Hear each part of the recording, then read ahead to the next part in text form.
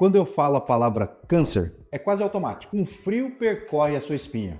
Não percorre? O câncer é, sem dúvida, uma das doenças mais temidas da humanidade. E com toda razão. Mas e se eu te falar que existe uma doença do coração, muito comum inclusive, e que silenciosamente tira mais vidas do que a grande maioria ali dos tipos de câncer?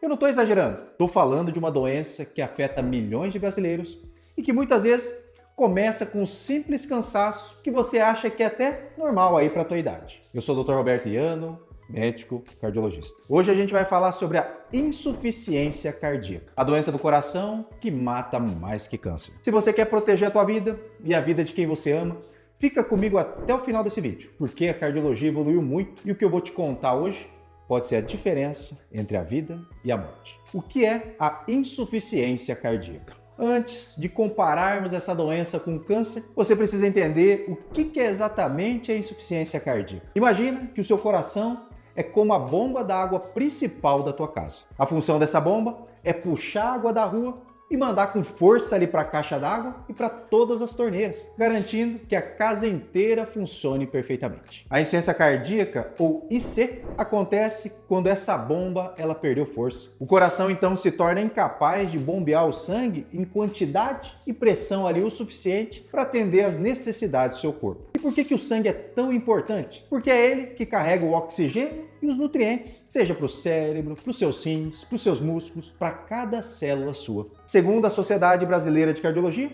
a insuficiência cardíaca não é uma doença única, mas é sim uma síndrome. É o estágio final de várias outras agressões que o teu coração sofreu ao longo da vida. Aí, o coração ele pode ficar fraco e dilatado, parecendo ali um balão esgarçado, o que a gente chama de insuficiência cardíaca com fração de ejeção reduzida. Ou ele pode ficar duro também, rígido, musculoso demais, incapaz de relaxar para se encher. É o que a gente chama de insuficiência cardíaca com fração de ejeção preservada. Em ambos os casos, a bomba falhou. E as consequências do corpo são sistêmicas e muitas vezes fatais. O comparativo chocante: insuficiência cardíaca versus câncer. Como cardiologista, eu atendo o paciente todos os dias. E lógico, eu vejo o desespero quando alguém recebe ali o diagnóstico de um tumor de câncer. Mas quando eu dou o diagnóstico ali de insuficiência cardíaca, muitas vezes o paciente reage como se fosse apenas um cansaço normal. Mas vamos aos dados aí da ciência. Vamos analisar a questão da sobrevida. Sobrevida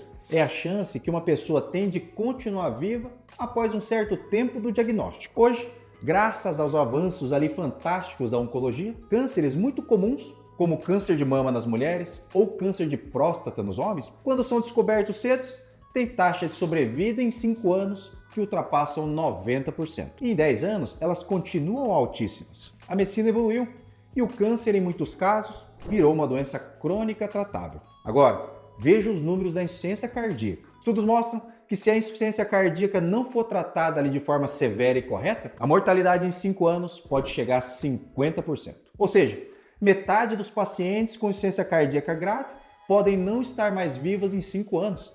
Isso se não houver o tratamento adequado. Isso é mais letal então do que o câncer de intestino, o câncer de mama, o câncer de próstata. E em 10 anos, se a doença progride ali sem controle, a mortalidade pode ultrapassar 70% a 80%. Por que eu estou te dizendo isso? Não é para te colocar em pânico. Meu papel é trazer a verdade científica para que você crie ali consciência. O coração cobra a conta e a gente não pode ignorar os sintomas. Os sinais e os sintomas de alerta. Doutor, mas quais são esses sinais então? Como é que o meu corpo avisa que a minha bomba está falhando? Pessoal, como o sangue não está sendo bombeado direito para frente, ele começa a se represar ali para trás. Imagina ali um cano entupido. O primeiro lugar então onde o sangue se represa é nos pulmões. Por isso que o sintoma número 1 é a falta de ar. E é uma falta de ar progressiva. Antes, você subia ali 2 lances de escada muito bem. Hoje, no meio do primeiro lance, você precisa parar para respirar. E depois, essa falta de ar aparece até para varrer a casa ou para tomar um banho. E em casos mais avançados,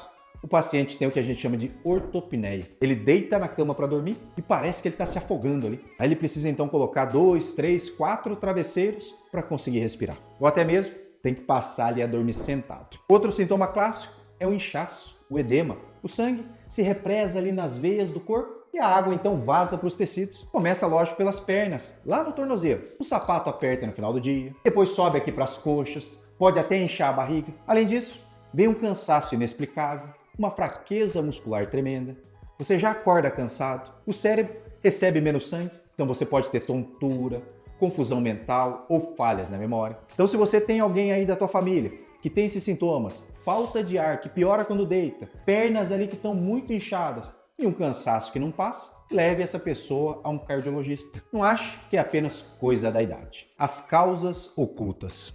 Mas doutor, de onde vem essa insuficiência cardíaca? Qual que é a causa? A principal causa no Brasil e no mundo é a doença arterial coronariana, ou seja, o infarto. A pessoa então tem artérias entupidas por placa de gordura, infarta, aí uma parte do músculo ali do coração morre, vira uma cicatriz. E essa parte ali que virou cicatriz, ela não bate mais. Aí o resto do coração tenta compensar, trabalhando ali dobrado, até que ele fadiga e aí entra em insuficiência cardíaca. A segunda grande causa é a hipertensão arterial mal controlada.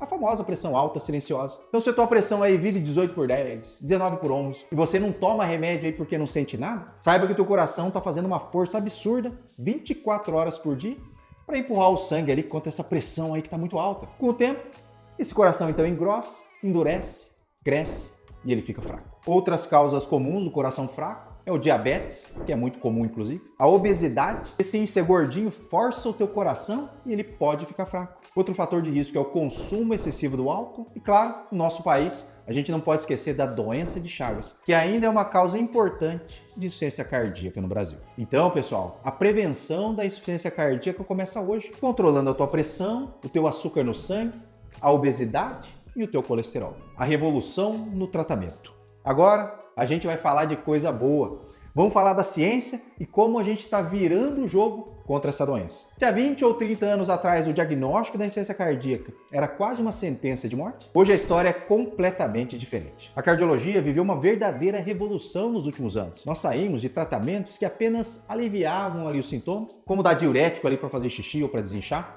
e evoluímos para medicamentos que mudam a história natural da doença. Remédios que fazem o coração parar de dilatar, que melhoram a força de contração e que aumentam absurdamente a sobrevida do paciente. Para a insuficiência cardíaca com fração de ejeção reduzida, nós temos os beta-bloqueadores, que protegem o coração da adrenalina e que fazem ele bater com mais calma, com mais eficiência. Temos os inibidores da ECA, que abaixam a pressão e evitam que o coração se dilate. Temos os antagonistas mineralocorticoides, como a espironolactona. E mais recentemente, nós tivemos duas revoluções gigantescas. A chegada do sacubitril com valsartana, que demonstrou resultados espetaculares nos ensaios clínicos, reduzindo mortes e internações. E por fim, a classe dos inibidores do SGLT2, como a dapagliflozina e a empagliflozina, medicamentos que servem para o diabetes.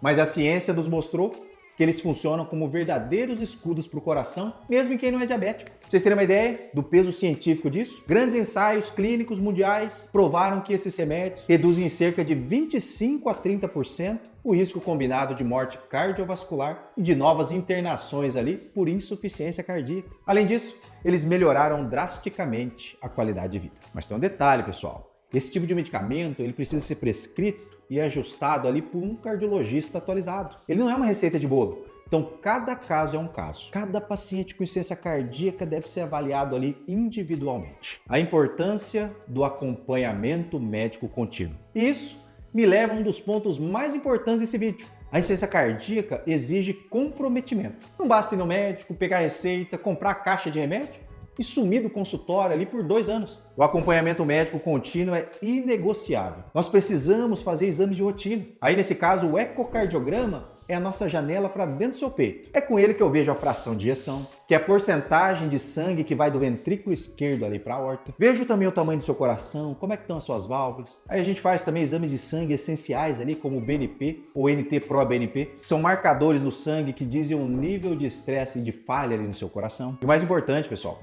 a medicação ali para insuficiência cardíaca, ela tem que ser titulada. O que significa isso? Então a gente precisa, a cada consulta, aumentar progressivamente ali a dose dos medicamentos até atingir o alvo terapêutico, que é a dose que os estudos científicos provaram ali que salva vidas. Aí você não volta no médico, fica ali tomando uma subdose e o teu coração ele não melhora. Por isso você cola aí no teu cardiologista, faz os exames, não abandone o remédio jamais. Mesmo que você esteja sentindo ali 100% bem, mantenha a medicação. Se você está sentindo bem, é porque o remédio ele está funcionando. A esperança e qualidade de vida. Eu comecei esse vídeo com uma comparação dura da insuficiência cardíaca com câncer. para chamar a tua atenção. Mas eu quero terminar esse vídeo com uma mensagem de esperança. Ter insuficiência cardíaca não é o fim da linha.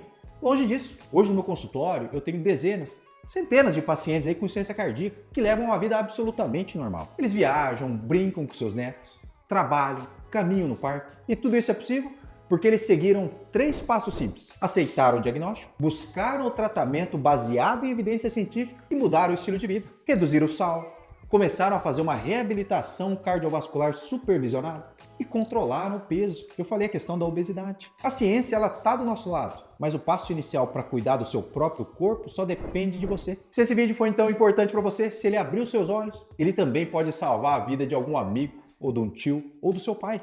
Então faz a tua parte aí. Compartilha o vídeo, manda naquele grupo de WhatsApp da família. Aproveita aí e já se inscreve no canal. Vamos ajudar a salvar o mundo, pessoal. Estou tentando fazer minha parte, mas eu peço a tua ajuda, então compartilha daí. Eu vou ficando por aqui, o recado de hoje é esse. Fiquem com Deus, um grande abraço e até a próxima.